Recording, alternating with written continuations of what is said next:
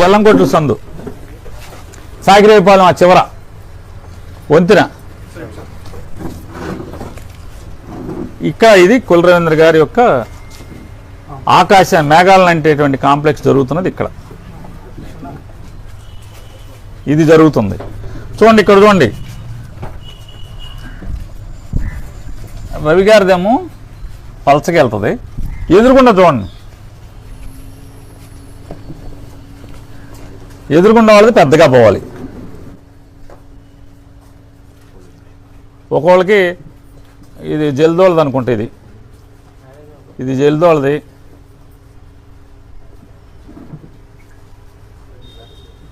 ఇది జల్దోళది. ఇది చూడండి ఇక్కడ కూడా భారీగా, ఇక్కడ మళ్ళీ వాళ్ళ దగ్గరేమో పలచగా వెళ్ళాలి, ఇక్కడేమో పెద్దగా వెళ్ళాలి.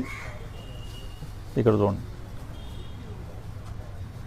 ఇటు చూడండి, ఆయన దగ్గరేమో సన్నగా ఉంటుంది, ఇక్కడ దాకా అయింది కులరవి గారిది, ఇక్కడ వరకు సన్నగానే ఉంటుంది, ఇక్కడి నుంచి లావు పెరిగిపోద్ది. సామాస్ వాళ్ళు కొట్టుకొచ్చేప్పటికి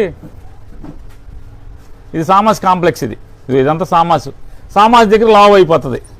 ఎందుకు? రోడ్డు వంకర తిరగకూడదంట ఆయనకి. ఆ కాంప్లెక్స్ చూస్తాకొస్తే సరాసరి తాతాల వరకు కట్టుకొని ఉంచుంటే మొత్తం సాగిరేపాలెం వంతెన స్ట్రైట్ కనపడాలి, వంకరలు బిల్డింగ్లు కనపడకూడదు. ఇది మున్సిపాలిటీలో ప్లాన్, ఇది నేనేం గీలా, మున్సిపాలిటీ వాళ్ళు నోటిఫై చేసినటువంటి ప్లాన్ ఇది. చూడండి ఎంత పచ్చి దగానం. ఒక్కోడికి 200 గజాలు పోతుంది. ఇక్కడ కులరావు గారికి ఏమో ఆయన భార్య పేరు మీద, అత్తగారి పేరు మీద ఏమో 60 గజాలను, ఆయన పేరు మీద ఉన్నది ఈ సందులోకి ఉన్నది ఏది జల్లూరు వాళ్ళ దగ్గర లాగేసిన దాంట్లోది ఒక 50 చిల్లర గజాలు ఎంతో, అంటే 100 చిల్లర గజాలు అయింది. మిగతాదంతా ఒక్కోడికి 200 గజాలు 300 గజాలు పోతుంది. సామాస్ వాళ్ళకి 150 గజాలు ఎంత పోతుంది.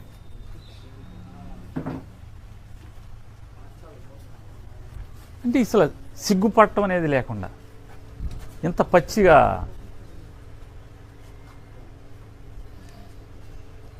ఖచ్చితంగా ఈ అన్యాయాన్ని, ఈ తప్పుని, ఈ నిర్లజ్జగా చేసేటువంటి ఈ దుర్మార్గాన్ని ప్రజలు ఎదిరిస్తామని చెప్తున్నారు. ఖచ్చితంగా ప్రజల పక్షాన గట్టిగా ఈ ప్రభుత్వం మీద ఒత్తిడి చేస్తాం. నారా చంద్రబాబు నాయుడు గారికి పిటిషన్లు పెడతాం. ఈ కొల్లు రవీంద్ర చేస్తున్నటువంటి ఈ పాపం, ఈ దగ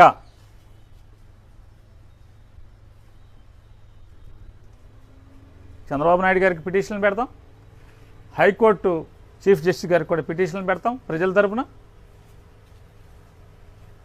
కాదు కూడదని అధికారం మతంతో, ఎందుకంటే విపరీతంగా పోలీసుల్ని అడ్డగోలుగా వాడుకుంటున్నారు బందర్లో.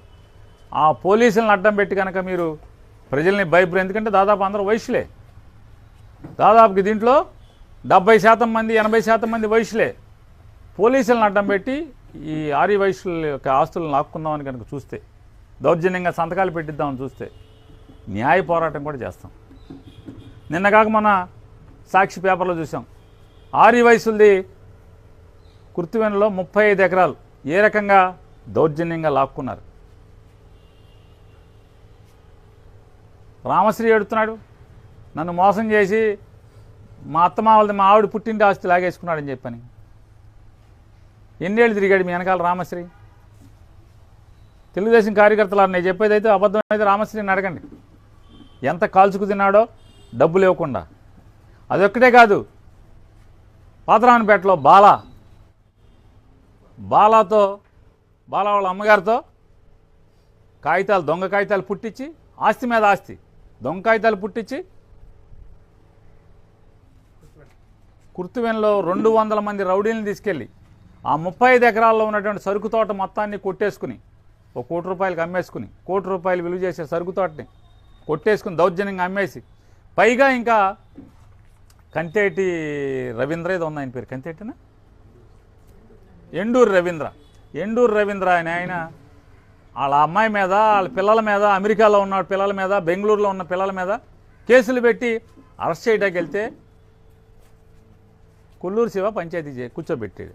ఎందుకు మనకి మీకు ఎందుకు వయస్సులు పోరాడతారా, కొల్లు రవీంద్రకి రాసేయండి అని చెప్పాను. నిజమా అబద్ధమా ఇదంతా? వాస్తవమే కదా. కొల్లు శివ ఎవరో, కొల్లూరు శివ ఎవరో తెలీదా? తెలుగుదేశం కార్యకర్తలందరికీ తెలుసు కదా కొల్లూరు శివ, వీళ్ళిద్దరే బంధం ఏంటో, దుబాయ్లు గిబాయిలు ఏంటి మనకు తెలుసు కదా మొత్తం.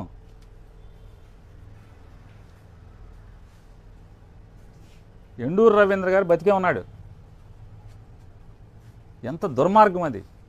చివరికి వాళ్ళ కూతుర్ని కేసులో పెట్టి, కొడుకునికి అమెరికాలో ఉన్న పిల్లల్ని కేసులో పెట్టి 307లో కుర్తివేణి పోలీస్ స్టేషన్లో తప్పుడు కేసు పెట్టి, ఖచ్చితంగా అధికారులు కూడా హెచ్చరిక చేస్తున్నాం.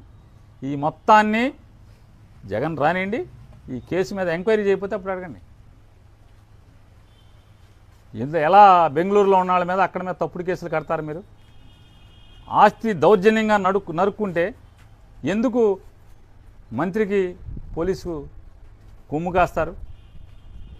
ఆస్తి వాళ్ళదా, ఎండూరు వాళ్ళది ఆస్తి, పాపం కదా. మా ఇంటి వెనకాల పవనం, ఎవరో పవనం? తెలుగుదేశం కార్యకర్తలు మీకు తెలుసు కదా.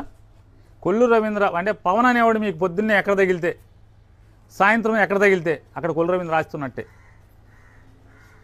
మీకు మా ఇంటి వెనకాల పవన్ అనే అతను ఎక్కడ ఆ రోజు బండి వేసుకుని వెళ్ళి ఎక్కడి నుంచి ఉంటే అక్కడల్లా అతను చూట్టాకి వెళ్ళాడంటే కొల్లు రవీంద్ర ఆస్తి కొనుక్కున్నాడని అర్థం. దాని కాపలా కాయటాకి వెళ్తూ ఉంటాడు. అతని పేరు మీద ఆస్తుంది కదా. కొల్లూరు శివ చుట్టం పేరు మీద ఆస్తుందా లేదా? సాఫ్ట్వేర్ ఇంజనీరు ఎవరా? చంద్రమౌళి.